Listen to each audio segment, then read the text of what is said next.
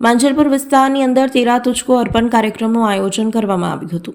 કાર્યક્રમમાં ધારાસભ્ય યોગેશભાઈ પટેલ બોલ્યા હતા કે પોલીસને લોકો ધુપકારે છે, કોઈ ગુનો બને તેમાં પોલીસ ક્યાં વચ્ચે આવી, પોલીસનું કામ પકડવાનું છે। આવા કાર્યક્રમો જેમાં સીપી નરસિંહા કોમર સાહેબે ચોરી થયેલી કિંમતી દાગીના, ફોન જેવી વસ્તુઓ પાછી અપાવી છે, તે ગર્વની વાત છે।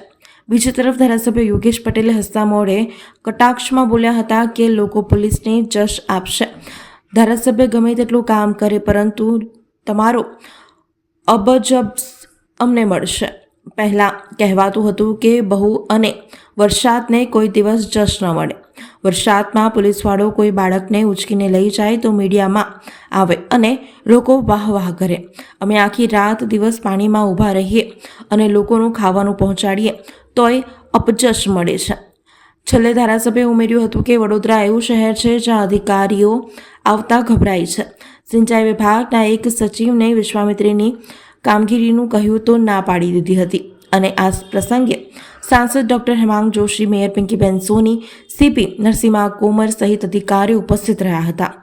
ફોન ગુમાવનારને ધારાસભ્ય યોગેશ પટેલે પોતાનો સાદો કીપેડવાળો ફોન બતાવી સસ્તો ફોન રાખવાની સલાહ આપી હતી।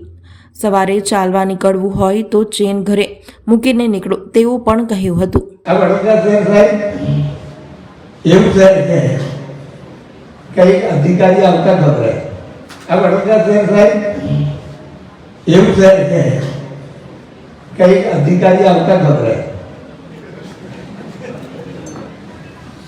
મેં હમણાં પેલા સિંચાઈ વિભાગવાળાને કીધું, એમના સચિવને, હવે અમારી વિશ્વામિત્રીની કામગીરી કરો, તમે કરો, કે ના ભાઈ મારો બરોડા નહીં।